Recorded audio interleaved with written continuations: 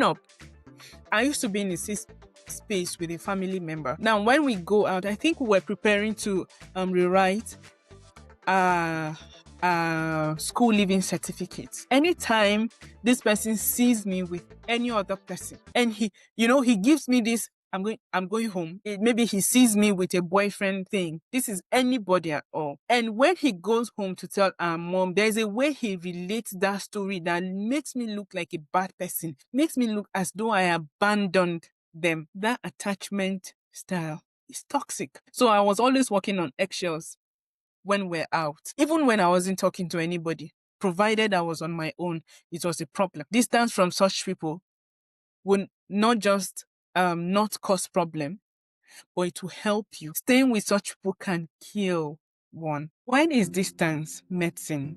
When is staying away medicine to our bodies, to our emotions, to our psychological health? This is part of the Tohono Health mini-series on mental health. Remember, we've been talking about boundaries, showing up for yourself, detaching yourself from all manner of toxic relationships, be it familial relationships, romantic relationships. Showing up for yourself and giving yourself a name that nobody else can give you. This episode explores the idea that sometimes stepping back from relationships, even cultural or family ties, can be an act of healing. Now, we'll be integrating New Zealand and Nigerian cultures, but this is relatable, and this can, you know that this is relatable to almost all cultures, to Asian culture, Northern America, Southern African cultures. We'll also be introducing relevant frameworks to support steps that need to be taken, or how you can distance yourself from some form of familial, toxic family relationship. How distance can heal. How distance can bring succor to one's life. So, welcome to Tohono Health, where we connect culture, research, and real talk to improve well-being for all. Like I started, today's episode is about a truth that we often avoid. Some things we do not want to talk about, things we avoid. Sometimes healing means creating distance. Just leaving that space, even from those that we love. And before I continue, I want you to understand that it can be painful. It hurts to detach from that relationship you've built over the years. It could be relationship with parents. It could be relationship with siblings.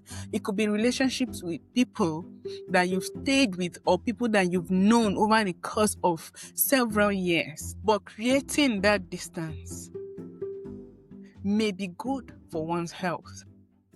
Creating that distance may not just be good for you, but for the people you're living. Because at times, you are the problem. Sometimes we are like, hey, everybody does it to me. What about them?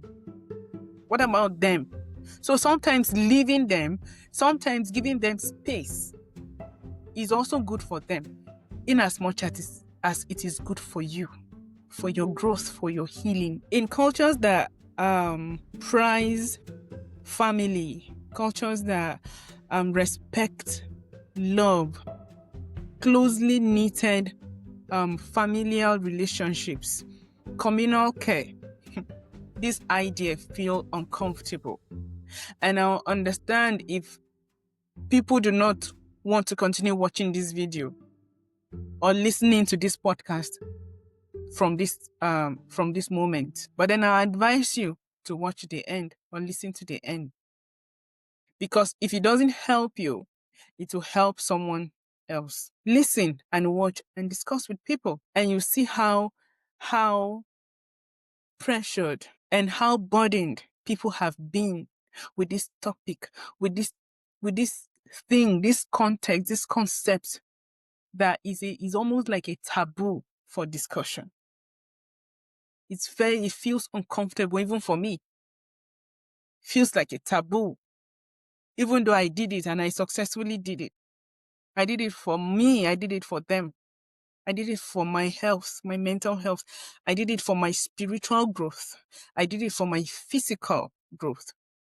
I did it for a name for myself. In loving family, whether siblings, whether extended family, whether people we've come to know for years, in loving them, in caring for them, in sharing about our life's journeys. What if a time comes when stepping back is the most loving thing?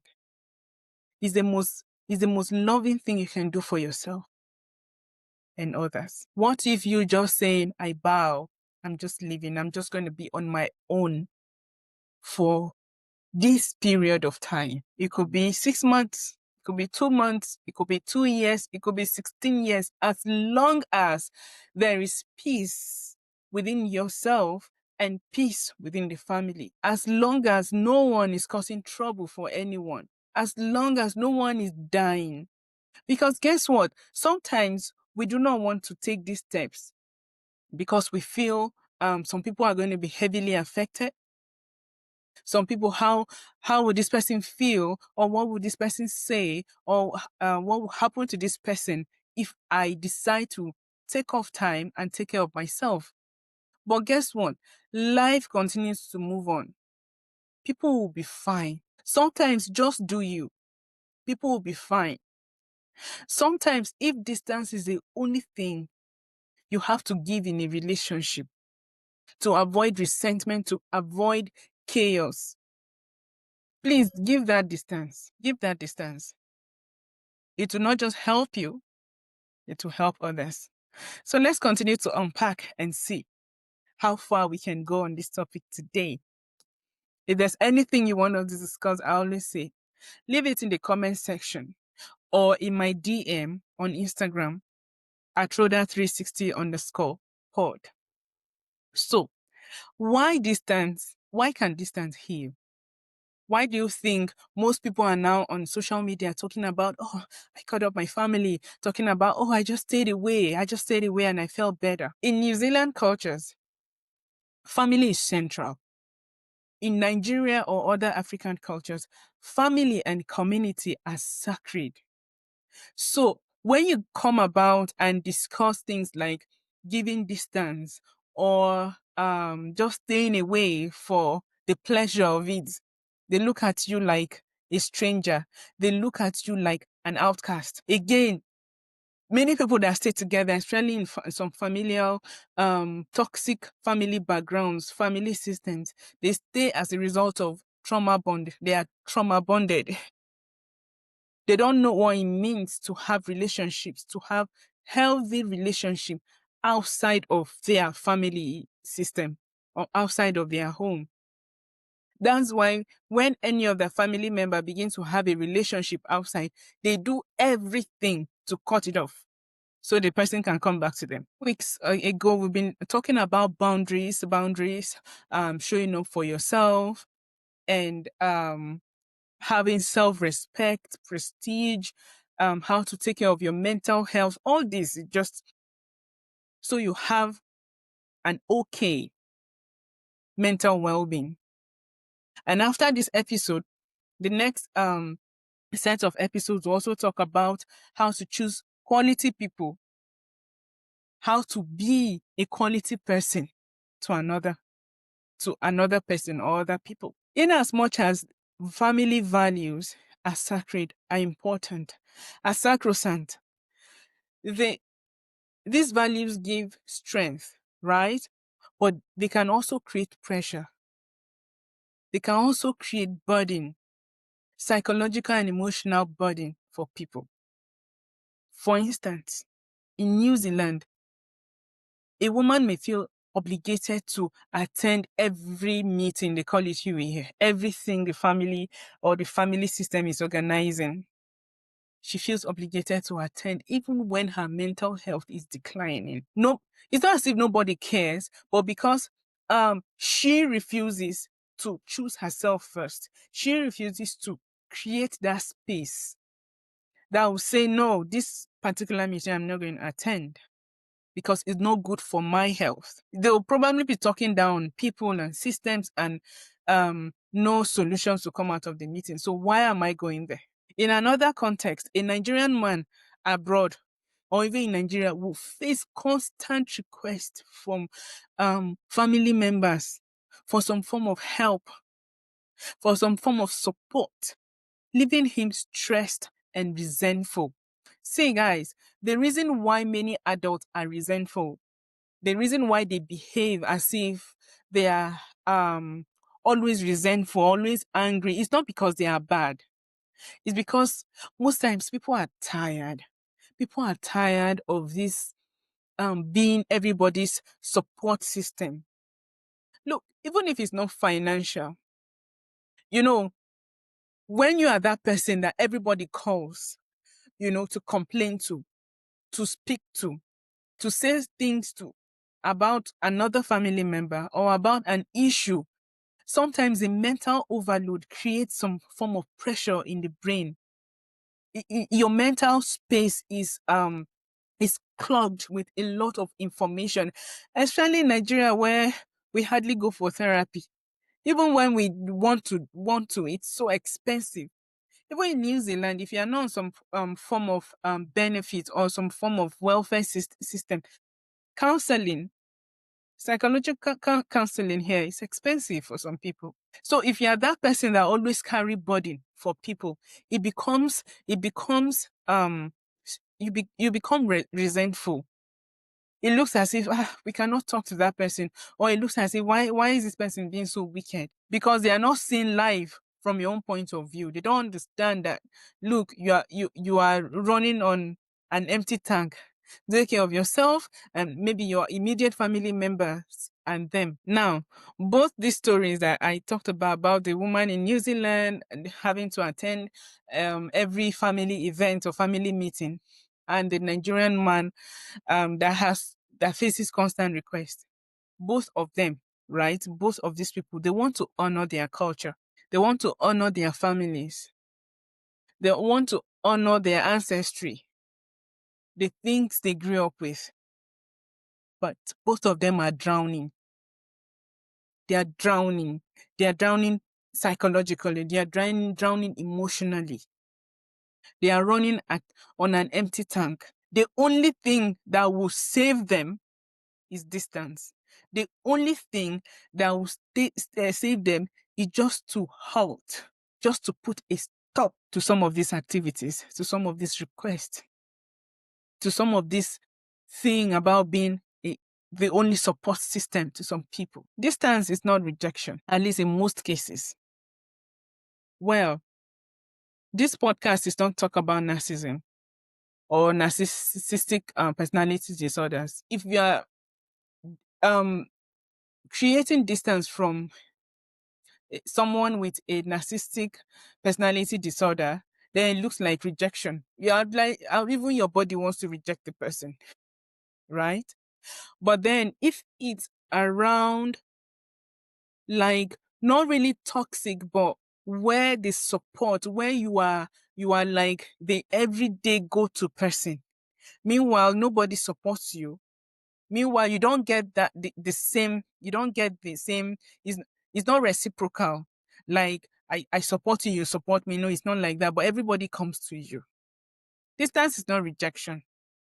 Sometimes you need to go back to fill up your tank before you come back to help these people.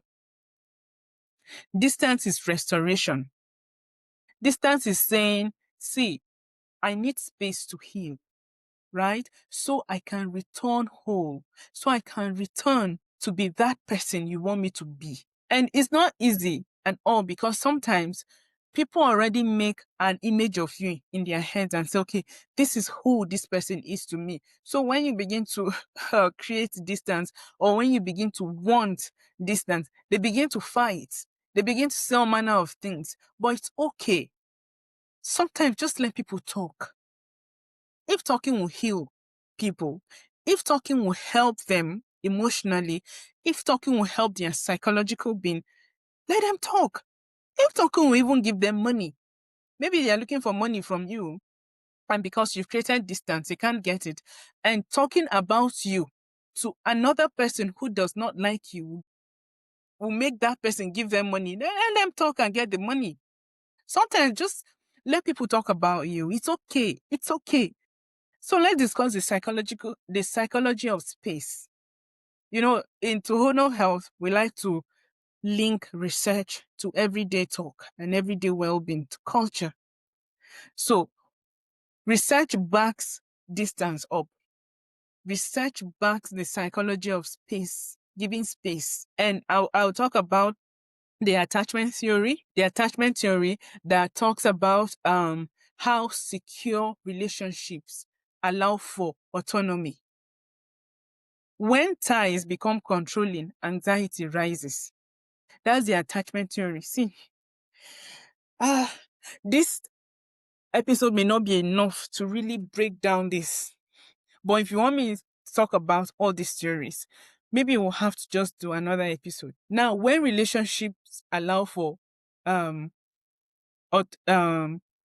security, say for instance, you and I are in a relationship, and it's a relationship I term a secure one. I'm able to express myself. You're able to express yourself. We're able to show love to each other in a reciprocal manner. Like I gave, you give. I go, you go. Like you're always there for me as much as I'm always there for you, right? That's when it becomes a secure relationship. But when attachment theory says, for instance, in a family relationship, you can't go out to be friends with another person because you are seen like a sellout. You can't get married and be happy in your marriage because who are you to be happy when they are not? Who are you to have a relationship outside when we are your family? There's that negative attachment, there's that bond, that toxic bond, right? That keeps people together. I call it trauma bond. That kind of attachment style is controlling. It causes anxiety because always you, the empathic person, is always walking on eggshells. You're always careful what to do, what to say. Even, I think growing up, I used to be in a space with a family member. Now, when we go out, I think we were preparing to rewrite uh, school leaving certificate. Anytime this person sees me with any other person, because it was just two of us, right? Anytime this person sees me with another person, and he gives me this, I'm going home. I'm going to tell our mom. I'm going to tell our mom. It's not, and this is not maybe he sees me with a boyfriend thing. This is anybody at all. And when he goes home to tell our mom, there's a way he relates that story that makes me look like a bad person, makes me look as though I abandoned them while we were outside. And it wasn't so. That attachment style is toxic. So I was always walking on eggshells when we're out. Even when I wasn't talking to anybody, provided I was on my own, it was a problem. Distance from such people would not just not cause problem, but it will help you. Staying with such people can kill one. It can result in loss of life, loss of being, loss of well-being, loss of everything, loss of yourself. Another theory is the boundary theory. Healthy boundaries reduce stress and prevent burnout. I talked about someone that is always resentful. And if if you don't know how to um create healthy boundaries around yourself, of course you always be resentful because here you are always giving, but then you are not receiving. You are not being filled. from wherever you are giving from, because you have been so trained, right? And when I call it training, it's not just our parents training us, even people around us